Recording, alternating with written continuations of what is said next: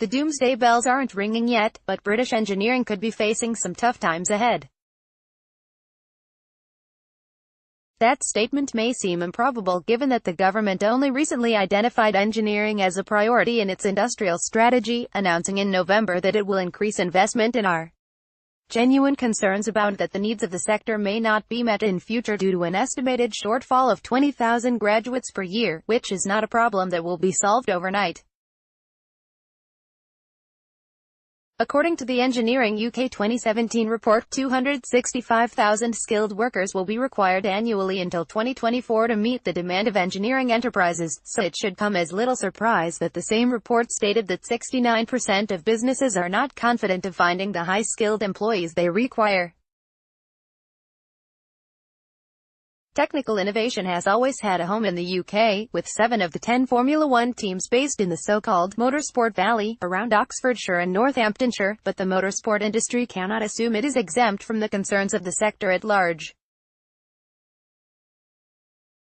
Unless fundamental changes are made in the way engineering and technical roles are perceived by younger generations, the knock-on effect could potentially impact Britain's place as a world leader in the development of performance technology that is directly relevant to the standing of UK motorsport. Engineering in the supply chain of motorsport is critical, be it aerodynamics, data capture or simulation, says Chris Aylett, CEO of the Motorsport Industry Association.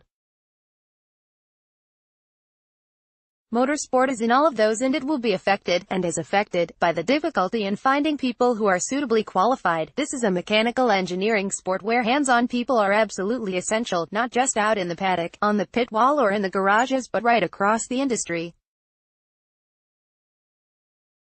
We're not going to be immune to the difficulty in finding people, and we're not currently immune to it.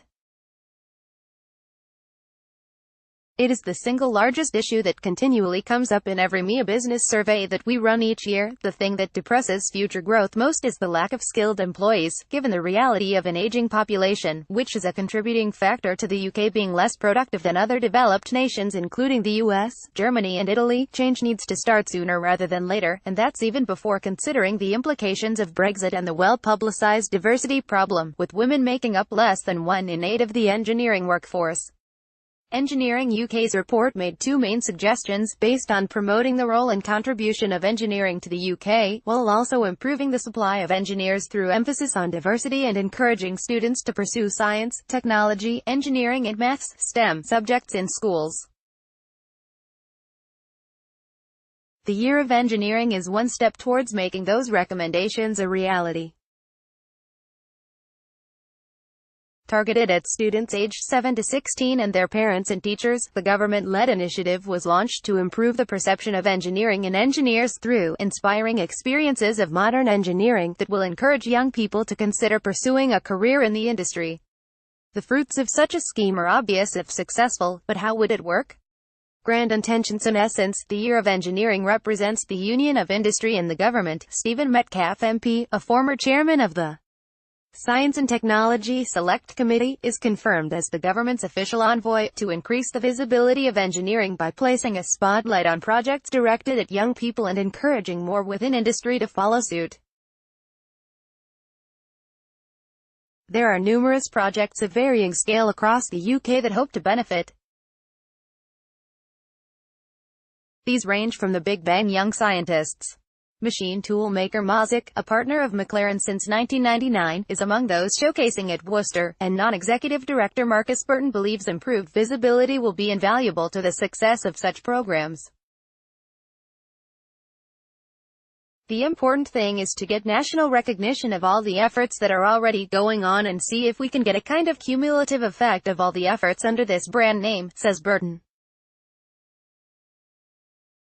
Anything that raises the awareness and image of engineering across the country has got to be welcomed. The Year of Engineering will also aim to harness the expertise of STEM ambassadors, a 30,000-strong network of volunteers made up of graduates, apprentices and university lecturers who share their experiences with students in schools and colleges across the UK. At drivetrain expert Ricardo, all graduates joining the company are qualified STEM ambassadors and are required to support at least 2 STEM activities per year to meet their objectives, a personal development strategy that's increasingly common among some of the larger engineering enterprises. Susie Wolf's Dare to Be Different initiative to inspire the next generation of female talent in motorsport is just one of the many to have benefited from the input of STEM ambassadors, with female role models from different sectors in industry giving girls aged 8 to 14 a solid grounding in STEM-based tasks at its activity days. The belief that young people can offer little to engineering companies is deep-rooted, but ultimately short-sighted and must change for the industry to remain competitive. Dare to Be Different's agenda is to try to get more young girls thinking about the motorsport industry as a destination for them in terms of a career, not just driving a car but more importantly being an engineer helping to develop and design cars, says STEM Learning's regional network led for London and the South East, Dr. Ajay Sharman. The motoring industry does suffer hugely from having a diversity agenda, so Dare to Be Different and STEM Learning came together to try to encourage some of the engineers and role models to come and support them. It's really important that young people meet with a good range of people from different backgrounds and from different aspects of engineering because they bring real-life industry into context and enrich young people's knowledge in all kinds of ways, encouraging industry participation to capture the imagination of young minds and be more than just a grand title. The Year of Engineering will require support from industry, and a shift in attitudes to boot. The Institution of Engineering and Technology's 2017 Skills and Demand in Industry survey reports that 75% of employers believe tackling the skills problem will be essential for the government's plans to be realized, but only 21% said they would be willing to get involved or become more involved with taking proactive measures to improve the supply of skilled workers. More concerning is that only 17% of employers currently attend careers events or organize school visits to encourage young people to consider a career in engineering. The belief that young people can offer little to engineering companies is deep-rooted, but ultimately short-sighted and must change for the industry to remain competitive. Laura Pickering, Education and Development Coordinator for the Manufacturing Technologies Association, hopes the increased visibility for projects such as the TDI Challenge resulting from the Year of Engineering will help bring about a shift in philosophy, and is working to encourage MTA members to engage in STEM activities. What I'd really like to do is to encourage industry to engage with schools and colleges a lot more, says Pickering, whether that's holding open days for them to come in, or the variety of work experience programs they can do, such as Industrial Cadets, which is like a Duke of Edinburgh award for the engineering and manufacturing industry. Motorsport has a key role to play here too. Formula One teams are gradually beginning to recognize the worth of apprenticeships, and high-profile prizes such as the Autosport Williams Engineer of the Future Award, won last year by Bath University student Martin Zalmans, show that the sector is actively engaging with young talent. But Aylett believes that motorsport remains an underused resource for showcasing engineering to young people and wants to see more initiatives like Green Power, a challenge for students to design, build and race their own electric racing car, which is featured in Year of Engineering promotional videos, launched in the UK, that indicates the role we can play. Undoubtedly one of the most stimulating and exciting sectors of engineering in that age group, from 12 to 15, is motorsport, in all its forms. He says, motorsport can be used to demonstrate what fun engineering can be.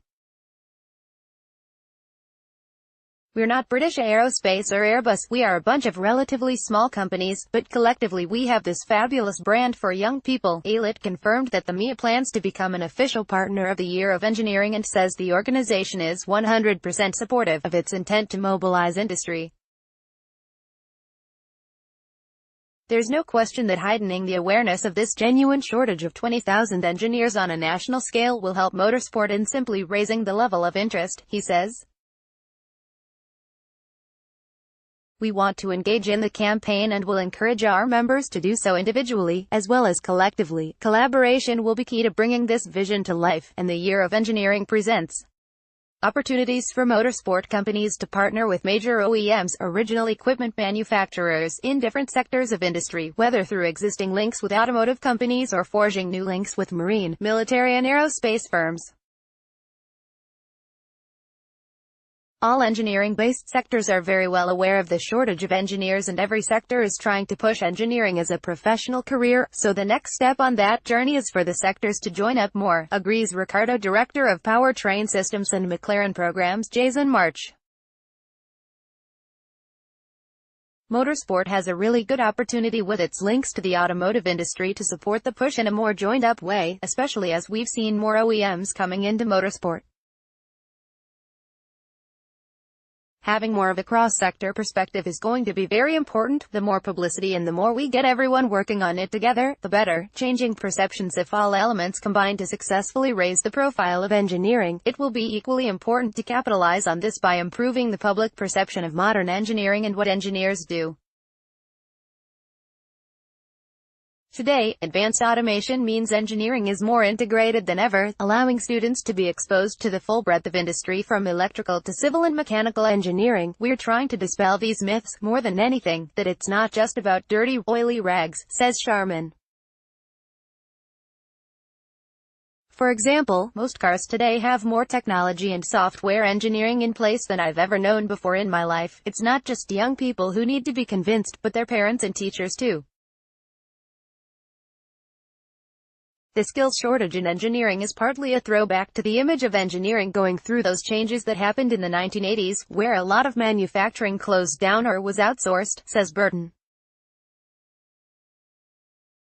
Today's generation of parents and grandparents still have a rather old-fashioned and outdated view of engineering. STEM Learning is acutely aware of this and wants to extend the campaign further to parents and teachers, with a view to improving the careers advice students receive before selecting their GCSE options. Parents are some of the biggest influencers for young people and we don't do enough with them, says Sharman. Part of the campaign should be about getting the messages out to a much wider audience, not just schools, not just to young people, but to parents and influencers as well. Although question marks remain over some of the finer details of the initiative, hopes are high that the Year of Engineering can make a tangible difference in increasing awareness of the highly skilled career